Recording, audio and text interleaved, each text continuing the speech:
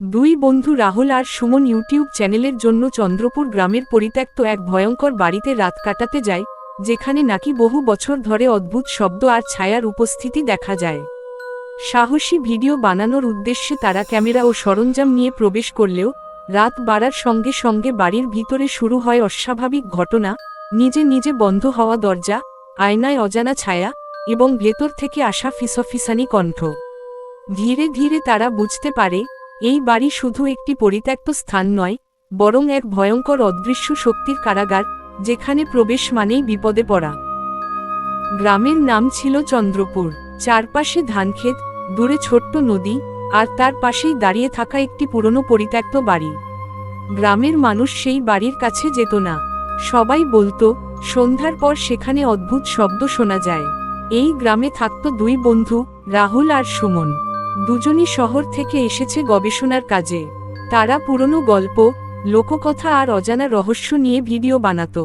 ইউটিউবে তাদের চ্যানেল ধীরে ধীরে জনপ্রিয় হচ্ছিল।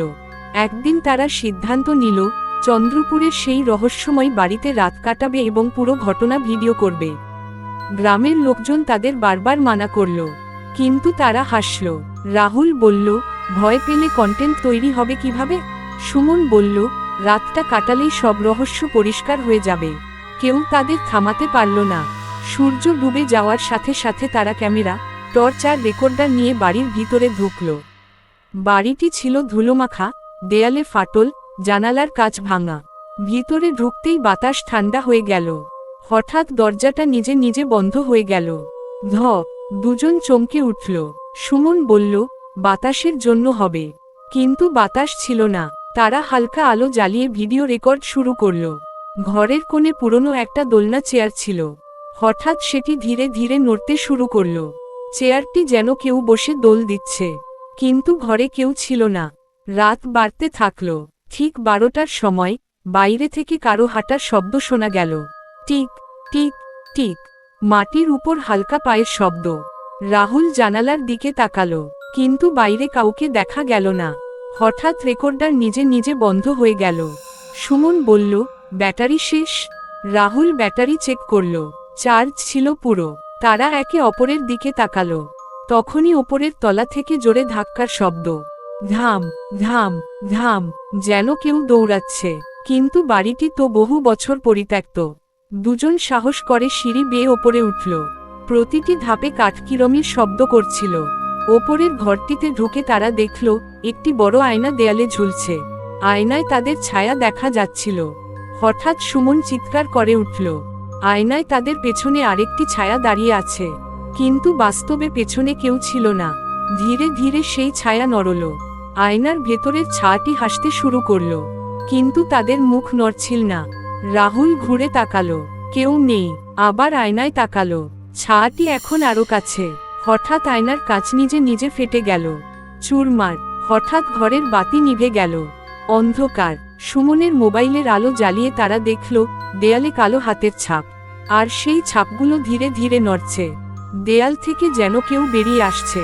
একটি ঠান্ডা কণ্ঠ শোনা গেল, তোমরা কেন এসেছো? দুজন থরথর করে কাঁপছে। রাহুল বলল, কে আপনি? কণ্ঠটি আবার শোনা গেল, আমি এই বাড়ির শেষ বাসিন্দা।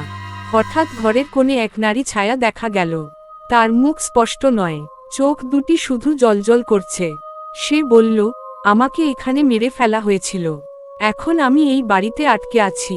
দুজন দৌড়ে নিচে নামল, কিন্তু সিঁড়ি যেন দীর্ঘ হয়ে গেছে। ঘর বদলে গেছে। বাড়ির দরজা আর নেই, সব দেয়াল বন্ধ। সুমন বলল, আমরা ফেঁসে গেছি। ঠিক তখনই ছায়াটি তাদের সামনে উপস্থিত। তার হাত লম্বা হতে শুরু করল। ঠান্ডা বাতাস বইতে লাগল। রাহুল ক্যামেরা দিয়ে ভিডিও চালিয়ে রাখছিল। হঠাৎ ছায়াটি ক্যামেরার দিকে তাকালো। তার চোখ সরাসরি লেন্সের ভিতর ঢুকে গেল। ভিডিও লাইভ স্ট্রিম হয়ে যাচ্ছিল। হঠাৎ অনলাইনে দর্শকের সংখ্যা বাড়তে লাগল। কিন্তু পরের মুহূর্তে লাইভ ফিড বন্ধ হয়ে গেল। ঘরের ভিতরে তীব্র আলো জ্বলে উঠল। সবকিছু সাদা হয়ে গেল। যখন আলো কমল, রাহুল একা দাঁড়িয়ে আছে। সুমন নেই। দেয়ালে শুধু একটি নতুন ছায়া। দুটি ছায়া একসাথে। হঠাৎ রাহুল বুঝতে পারল সে একা নয়, তার পেছনে কেউ দাঁড়িয়ে আছে। ধীরে ধীরে ঠান্ডা শ্বাস তার কানে লাগল। কণ্ঠ ফিসফিস করে বলল, এখন তুমি আমার গল্পের অংশ। পরের দিন গ্রামবাসী বাড়ির সামনে এসে দেখল দরজা খোলা, ভিতরে শুধু একটি ক্যামেরা পড়ে আছে। ক্যামেরাটি চালু, তার শেষ ফ্রেমে দেখা যাচ্ছে দুইটি ছায়া ঘরের কোণে দাঁড়িয়ে আছে, কিন্তু সেখানে কোনো মানুষ নেই। পরের সকালে গ্রামের এক কিশোর সেই পুরনো ক্যামেরাটি খুঁজে পায়। সে কৌতূহলবশত ভিডিওটি চালায়। ভিডিওতে দেখা যায় রাহুল একা দাঁড়িয়ে আছে, সুমন নেই, ঘর অন্ধকার। তারপর হঠাৎ ক্যামেরার লেন্স কাঁপতে শুরু করে। ভিডিও শেষে একটি অদ্ভুত লেখা ফুটে ওঠে, UPLOADCOMPLETE। কিশোরটি অবাক হয়ে যায়, ক্যামেরাটি বন্ধ করে সে গ্রামে নিয়ে যায়। কিন্তু কিছুক্ষণ পর ক্যামেরাটি নিজে নিজে চালু হয়ে যায়। স্ক্রিনে আবার সেই বাড়ির ভেতরের দৃশ্য। এবার ঘরের কোণে ধীরে ধীরে একটি নতুন ছায়া দেখা যায়, কিন্তু এবার ছায়াটি একা নয়, তার পাশে আরেকটি ছায়া। রাত নামতেই বাড়িটির আশেপাশে অস্বাভাবিক পরিবর্তন শুরু হয়। নদীর পানি থেমে যায়, পাখিরা ডাক বন্ধ করে দেয়, বাতাস ভারী হয়ে যায়। গ্রামের কয়েকজন সাহসী লোক বাড়ির কাছে যায়।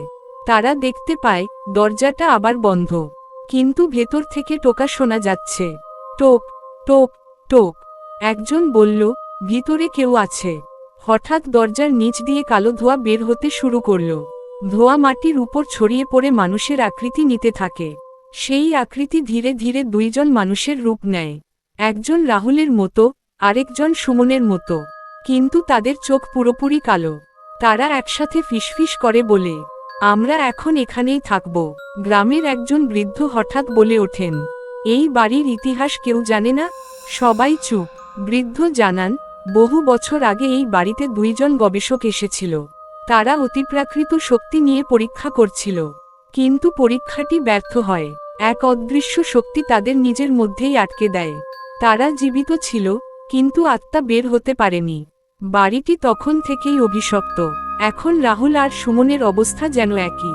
হঠাৎ গ্রামের মোবাইলগুলোতে একটি নোটিফিকেশন আসে, চ্যানেলের নাম থেকে লাইভ শুরু হয়েছে।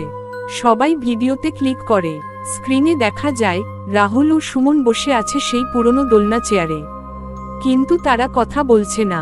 তাদের পেছনে সেই নারী ছায়া। নারীটি এবার স্পষ্টভাবে হাসছে। সে ক্যামেরার দিকে তাকিয়ে বলে, এখন আমার নতুন দর্শকরা এসেছে। লাইভের কমেন্ট বক্সে অদ্ভুত বার্তা আসতে থাকে, help us, we are trapped, don't come here. কিন্তু এক মুহূর্ত পরে সব বার্তা মুছে যায়। সেই রাতেই রাহুলের চেতনা কিছুটা ফিরে আসে। তার মনে পড়ে, যদি বাড়ির ভিতরের আয়নাটি ভেঙে দেওয়া যায়, তাহলে অভিশাপ ভাঙতে পারে। সে ধীরে ধীরে উঠে দাঁড়ায়।